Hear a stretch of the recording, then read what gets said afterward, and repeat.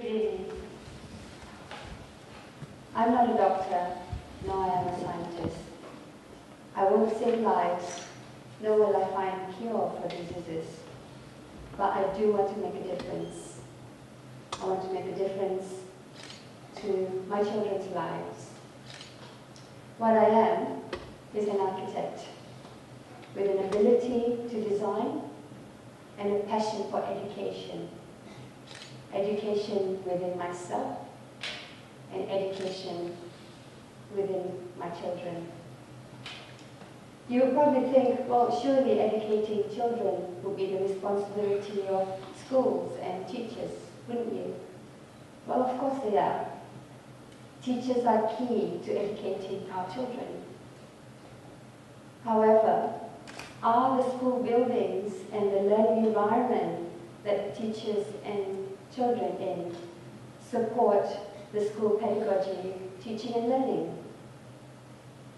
Some teachers might think that the learning environment is absolutely the key to realizing the education vision as well as their pedagogy. However, some teachers might think that the learning environment has very little significance in teaching and learning.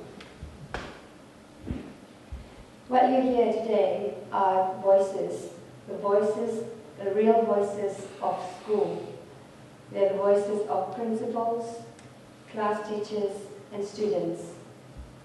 These voices express how school buildings and their learning environment support and respond to their learning and effectively their lives and the community. These voices educate me in how to design schools better.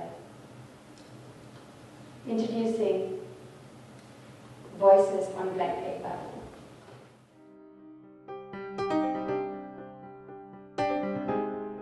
New buildings, new designs don't necessarily mean you get 21st century education, because you really have to work with your staff and your teachers. They're more used to traditional type things, so we've tried to do a lot of breaking out of those aspects.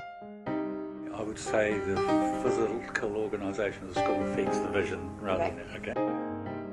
I have to say that the organisation, the school environment hasn't really been a big factor in our thinking.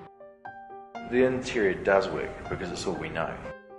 Education is generally made up of 19th century building, 20th century teachers and 21st century children.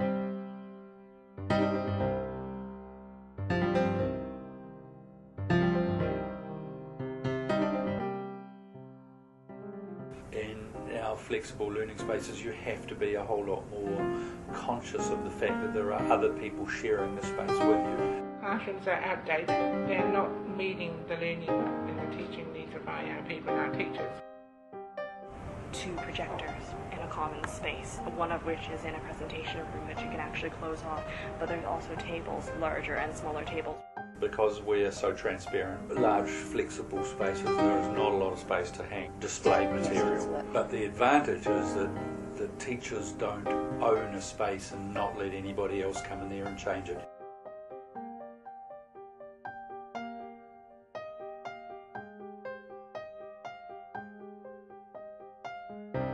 Groups of students can work either independently with their peers around or as a group and collaborate on something. Interviewing kids, if we ask them what their perfect class is, they still have this concept in their head that it'll be everyone sitting in rows, teacher telling them what to do and barking instruction. And in this fantasy of theirs, they'll also respond and do everything they're asked.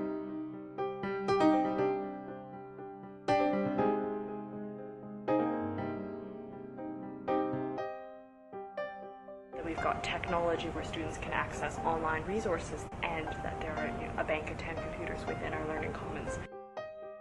We get quite precious about our teaching space and we use phrases like, this is my room. Well, it's not really, I mean, it's the school's room.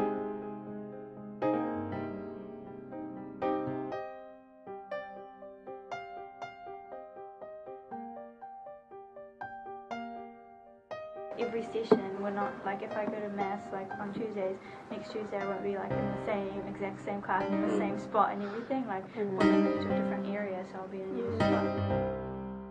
We can live, but Yeah, you always go back to the It's same a spot. thing that we do, like when we go to the class, we already know where we're going to sit. Traditional schools, often the furniture's all set and set in our place. The furniture could change on a daily basis according to what the needs are.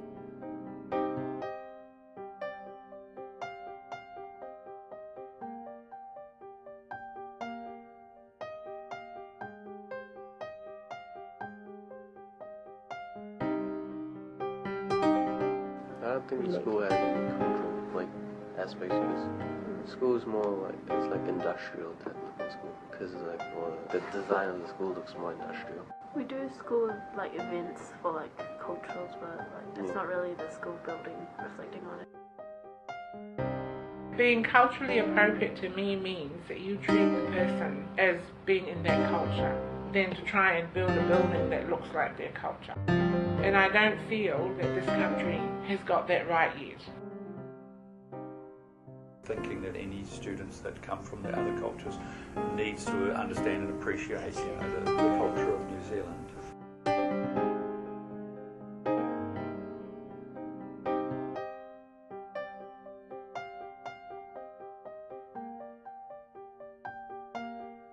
So do you feel a sense of belonging when you come to school? Yeah. That's good. Out of the places that I've ever been, it's one of the most accepting places. Yeah, It's the school's really comfortable. Yeah, I've never ever felt that I don't belong here.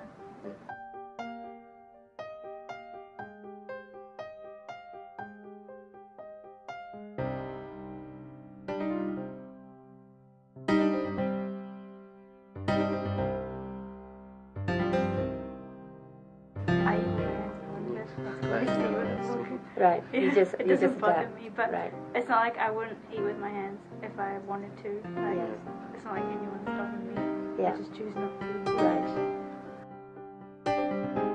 How does it feel like to have Mariah in the school? Oh, it's also real one. I reckon for Māori, it's okay for the marae. Yeah. Got the marae. For the rest, you kind of got the wallpaper and stuff. The parents are very interested in their students' education. A lot of them, I find, will say, well, you're the experts, you know what you're doing, we'll leave it to you. Our teachers need to be aware that the home environment of these young people is different. They're expected to fulfill a whole lot of responsibilities in the home. Some of them are expected to care for younger siblings, do chores or go to church. There's so much expectation of them.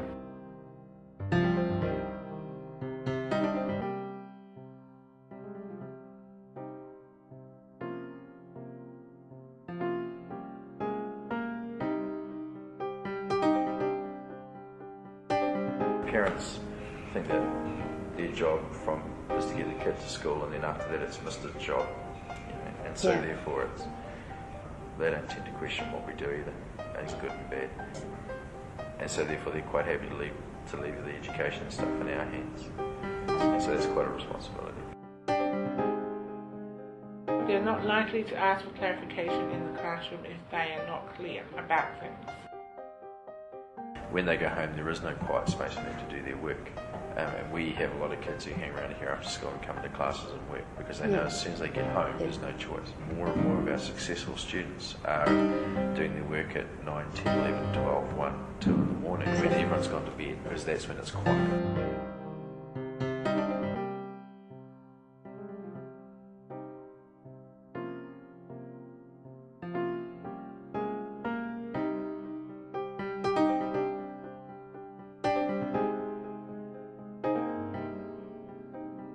In summer and breaks and stuff, it would be cool if you just go outside and just lie around in the grass and stuff, but never had that kind of opportunity.